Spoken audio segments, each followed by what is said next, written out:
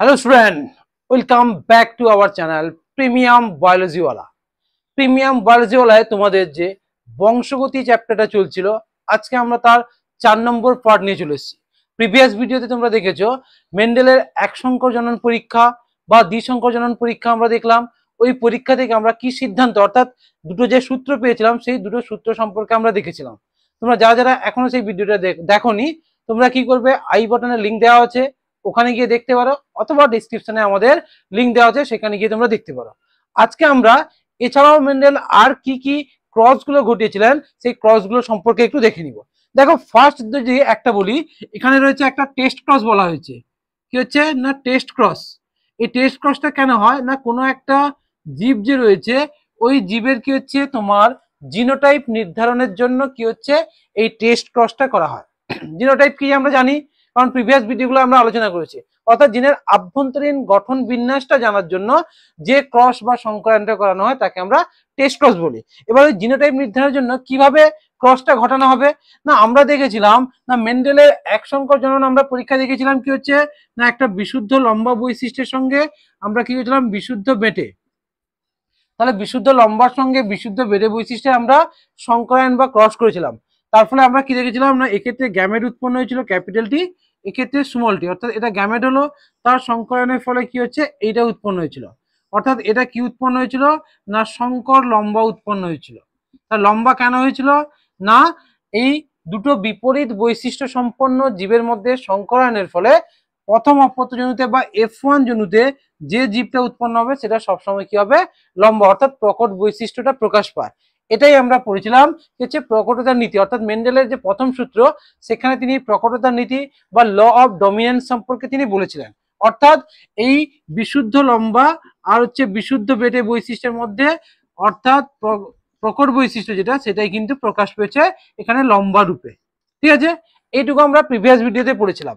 এবার এখানে কি হচ্ছে এই যে F1 জনুতে অর্থাৎ সংকর লম্বা যে উদ্ভিদটা পেয়েছি সেই উদ্ভিদের সঙ্গে অর্থাৎ F1 জনুতে উৎপন্ন অপত্য জীবের সঙ্গে যদি আমরা কি করি না জনিত্রী জনু বা এটা যে প্যারেন্টাল জনু বা জনিত্রী জনু বলি, এই পি জনু বা জনিত্রী জনুর যদি শুধুমাত্র বিশুদ্ধ হোমোজাইগাস প্রচ্ছন্ন জীবের সঙ্গে সংকরায়ন ঘটানো হয়, তাহলে কোনটা বিশুদ্ধ হোমোজাইগাস প্রচ্ছন্ন জীব, তাহলে এটা প্রকট বৈশিষ্ট্য, এটা প্রচ্ছন্ন, তাহলে প্রচ্ছন্ন বৈশিষ্ট্য যদি সংকরায়ন ঘটানো হয় তখন তাকে আমরা টেস্ট ক্রস বলবো। অর্থাৎ এই F1 এর সঙ্গে যদি আমরা কি করব এই বিশুদ্ধ হোমোজাইগাস প্রচ্ছন্ন জীবের যদি সংকরায়ন ঘটাই তার ফলে যেটা উৎপন্ন হবে সেটাকে আমরা কি বলবো তোমার টেস্ট ক্রস বলবো। যদি আমরা এইটার মধ্যে টেস্ট ক্রসের মধ্যে আমরা যদি ক্রস করি তাহলে কি পাবো, এখানে যদি আমরা চেকার বোর্ডটা তৈরি করি তাহলে আমরা দেখবো কি পাচ্ছি। তাহলে এখানে আমরা কি করলাম একটা ক্যাপিটাল টি অর্থাৎ স্মল টি সংকর লম্বাটা নিলাম, আর এক্ষেত্রে আমরা কি করলাম যেটা বিশুদ্ধ হোমোজাইগাস প্রচ্ছন্ন যেটা সেটা নিলাম। এর ফলে কি উৎপন্ন হবে দেখি, এর ফলে দেখো ক্যাপিটাল টি স্মল টি হলো, এটা কি হচ্ছে দুটো স্মল টি, এক্ষেত্রে দেখো ক্যাপিটাল টি স্মল টি আর দুটোই হচ্ছে স্মল টি পেলাম। অর্থাৎ আমরা এখান থেকে কি পেলাম দেখো না এটাও কি পেলাম না সংকর লম্বা পেয়েছি, এটাও কি হচ্ছে সংকর লম্বা পেলাম, আর দুটো কি করলাম না বিশুদ্ধ বেটে পেয়েছি, আর এক্ষেত্রেও কি হচ্ছে বিশুদ্ধ বেটে। অর্থাৎ আমরা যখনই টেস্ট ক্রস করব, টেস্ট ক্রস করে দেখো আমরা বুঝতে পারবো এর জিনোটাইপটা পেলাম, আর এক্ষেত্রেও দেখো বিশুদ্ধ বৈশিষ্ট্যর জিনোটাইপ পেলাম। অর্থাৎ এক্ষেত্রে যদি আমরা অনুপাত বলি তাহলে কি বলবো লম্বা এবং বেটের অনুপাতটা কত হচ্ছে তোমার দেখো 1:1 অনুপাতে পাচ্ছে। অর্থাৎ যখনই আমরা টেস্ট ক্রস করব এই টেস্ট ক্রসের ফলে কি অনুপাতটা পাবো অর্থাৎ সংকর লম্বা এবং বেটের অনুপাত কি হচ্ছে 1:1 আমরা পেলাম। অর্থাৎ এখান থেকে আমরা তার জেনোটাইপ নির্ধারণের ক্ষেত্রে অর্থাৎ কোনো একটা জীবের জেনোটাইপ নির্ধারণের জন্য আমরা অপত্য জীবের সঙ্গে কি করি বিশুদ্ধ হোমোজাইগাস জীবের সংকরায়ন ঘটানোটাকে আমরা কি বলছি টেস্ট ক্রস বলতে পারি। ঠিক আছে, তাহলে টেস্ট ক্রসটা আশা করি বোঝা গেছে। এরপরে আমরা চলে যাই ব্যাক ক্রসের ক্ষেত্রে, যে ব্যাক ক্রসটা কি একটু দেখে নিই। তাহলে এটা আমরা টেস্ট ক্রস দেখলাম, এরপরে আমরা কি দেখবো না ব্যাক ক্রস। ব্যাক ক্রসের ক্ষেত্রে যদি আমরা বলি তাহলে এখানে কি করতে পারি আমরা বলতে পারি যে এটা কি হচ্ছে ব্যাক ক্রস দেখবো। তাহলে ব্যাক ক্রসের ক্ষেত্রে আমরা কি দেখবো না দেখো সেম বিশুদ্ধ লম্বা বিশুদ্ধ বেটে এটা প্যারেন্টাল জনু, সেখান থেকে সংকরায়ন ঘটানোর ফলে এইটা উৎপন্ন হয়েছিল। অর্থাৎ F1 জনুতে যেটা উৎপন্ন হয়েছিল কি ছিল না সংকর লম্বা ছিল, এইটুকু আমরা জানি। তাহলে এর ফলে কি হচ্ছে দেখো, যখনই ব্যাক ক্রস করব এক্ষেত্রে আমরা কি করব, এই F1 জনুতে যে জীবটা উৎপন্ন হবে তার সঙ্গে আমরা প্যারেন্টাল অর্থাৎ জনিত্রী জনু যে কোনো বৈশিষ্ট্যে অর্থাৎ জনিত্রী জনু যে কোনো বৈশিষ্ট্যের সঙ্গে আমরা সংকরায়ন ঘটালে তখন তাকে আমরা বলছি ব্যাকক্রস। অর্থাৎ ব্যাকক্রসটা কেন করা হয় না, ওই যে জীবটা আছে ওই জীবের বিশুদ্ধতা বা তার মধ্যে যে অবাঞ্ছিত বৈশিষ্ট্যগুলো আছে সেটা নির্ধারণের ক্ষেত্রে আমরা কি করছি, ব্যাকক্রসটা করে থাকি। অর্থাৎ ব্যাকক্রস দু ধরনের হতে পারে, অর্থাৎ কি হতে পারে, এই ক্যাপিটাল টির সঙ্গে আমরা স্মল টিও করতে পারি, আবার এই ক্যাপিটাল টি স্মল টি এর সঙ্গে আমরা কি হচ্ছে পারি, বিশুদ্ধ লম্বাটা করতে পারি। তাহলে এই দুটো হচ্ছে তোমার ব্যাকক্রস। দেখো আগে আমরা জেনেছি, দেখো এইটা শুধুমাত্র টেস্ট ক্রস করেছিলাম, তাহলে দেখো আমি এইখানে বলতে পারি যে সমস্ত টেস্ট ক্রস গুলো ব্যাকক্রস, কিন্তু সমস্ত ব্যাকক্রস কি হচ্ছে টেস্ট ক্রস নয়। কারণ এই যে ব্যাকক্রসটা এ কখনোই কি হচ্ছে টেস্ট ক্রস হবে না। তাহলে এ কখনোই কি হচ্ছে টেস্ট ক্রস হবে না। অর্থাৎ সমস্ত টেস্ট ক্রস গুলো ব্যাকক্রস হতে পারে কিন্তু সমস্ত ব্যাকক্রস কিন্তু টেস্ট ক্রস নয়। এই কোশ্চেনটা অনেক সময় পরীক্ষায় পড়ে, ঠিক আছে। এটাও আমরা দেখো চেকার বোর্ড করে দেখে নিতে পারি যে এক্ষেত্রে কি অনুপাতটা পাওয়া যাচ্ছে। দেখো আমি যদি একটা গ্যামেট তৈরি করে এখানে করতে পারি, তাহলে আমি যদি ধরে নাও এক্ষেত্রে তৈরি করি, তাহলে এক্ষেত্রে একটা ক্যাপিটাল টি স্মল টি ছিল, এক্ষেত্রে আমি বিশুদ্ধ লম্বার সঙ্গে করলাম, তাহলে সেক্ষেত্রে আমি কি বেরাবে দেখে নিই।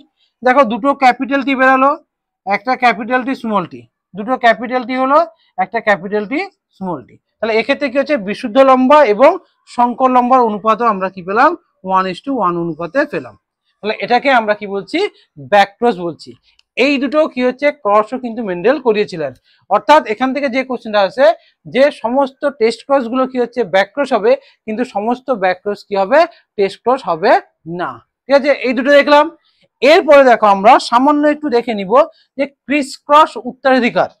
এই ক্রিস ক্রস উত্তরাধিকারটা কি একটু আমাদের ভালো করে জানতে হবে, এটা অনেক সময় এক্সামে দিয়ে দেয় যে ক্রিস ক্রস উত্তরাধিকার কি। তাহলে কি বললাম না, ক্রিস ক্রস বলেছে না, ক্রিস ক্রস উত্তরাধিকার বলছে, কি বলছে না, ক্রিস ক্রস উত্তরাধিকার বলতে কি বোঝাচ্ছে।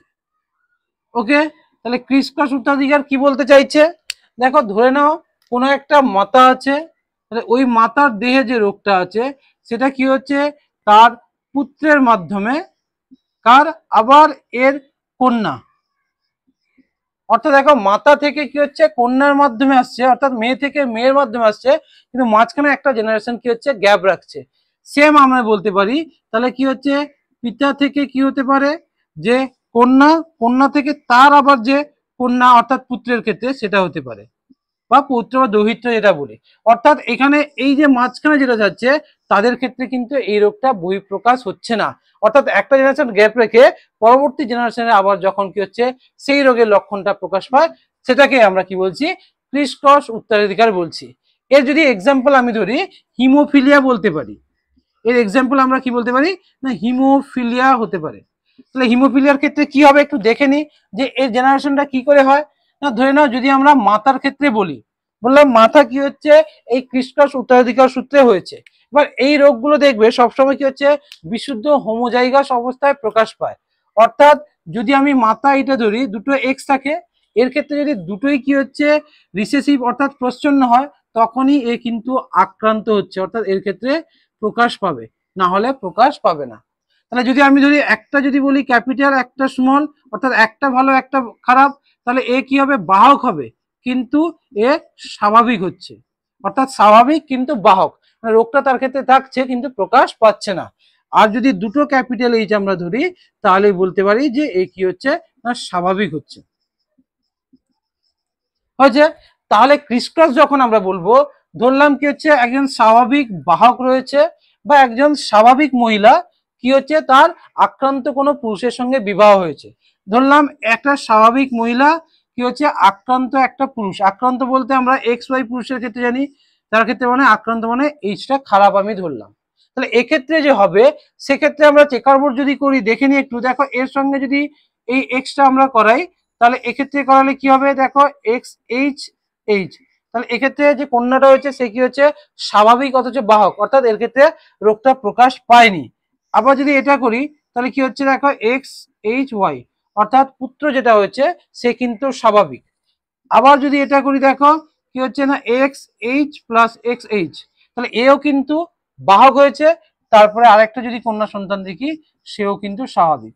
অর্থাৎ দেখো এখানে মাতা স্বাভাবিক, কি হচ্ছে পিতা কি হচ্ছে আক্রান্ত, তাহলে পিতা থেকে সেই বাহকটা আমরা কি বলেছি কন্যার মাধ্যমে তার পুত্রের ক্ষেত্রে যাবে। দেখো কন্যা যেহেতু দুটো হয়েছে সেক্ষেত্রে দুজনই কিন্তু দেখো স্বাভাবিক হয়েছে, অর্থাৎ স্বাভাবিক বাহক, তাদের ক্ষেত্রে রোগটা কিন্তু প্রকাশ পায়নি। কিন্তু এর পরবর্তী জেনারেশনে যখন আবার যাবে তখন কি হচ্ছে ওই কন্যার ক্ষেত্রে কি হচ্ছে, অর্থাৎ পুত্রের ক্ষেত্রে মানে পিতা থেকে কন্যার মাধ্যমে আবার কি হচ্ছে পরবর্তী জেনারেশন যখন যাবে পুত্রের ক্ষেত্রে এই রোগটা প্রকাশ পাবে, পুত্রের ক্ষেত্রে কি হচ্ছে এই রোগটা প্রকাশ পাবে। অর্থাৎ এটাকে আমরা বলছি ক্রিস ক্রস উত্তরাধিকার, অর্থাৎ একটা জেনারেশন গ্যাপ রেখে পরবর্তী জেনারেশনে সেই রোগের আবার বহিঃপ্রকাশ ঘটছে, এটাকেই বলা হচ্ছে ক্রিস ক্রস উত্তরাধিকার। ঠিক আছে, নেক্সট আমরা আরেকটা দেখে নিব কি হচ্ছে না হোলান্ড্রিক জিন। এটা অনেক সময় পড়ে, হোলান্ড্রিক জিন কি, তাহলে কি বললাম না হোলান্ড্রিক জিন। হোলান্ড্রিক জিনটা মনে রাখবে যে হোলান্ড্রিক জিন অর্থাৎ আমরা দেখি পুরুষের ক্ষেত্রে কি থাকে ওয়াই ক্রোমোজোম থাকে, অর্থাৎ ওয়াই ক্রোমোজোমের মধ্যে যে জিনটা থাকে সেটাকেই আমরা কি বলছি হোলান্ড্রিক জিন, অর্থাৎ পুরুষের মাধ্যমে যেটা বাহিত হয়। যেমন দেখবে কিছু কিছু পুরুষের বংশানুক্রমিক ভাবে দেখবে পুরুষের বহিঃকর্ণে লোমের বহিঃপ্রকাশ ঘটে, সেটা কিন্তু ওই ওয়াই ক্রোমোজোমে অবস্থিত জিনের মাধ্যমে বাহিত হয়ে থাকে। ঠিক আছে, তোমাদের ভিডিওগুলো কেমন লাগলো তোমরা একটু জানাবে, যদি ভিডিওগুলো ভালো লাগে লাইক করবে এবং বন্ধুদের মধ্যে শেয়ার করবে। আর যদি এই টপিক নিয়ে কোনো কনফিউশন থাকে তাহলে তোমরা কমেন্টে করতে পারো, আমি অবশ্যই অ্যান্সারগুলো তোমাদের করে দিব। ঠিক আছে।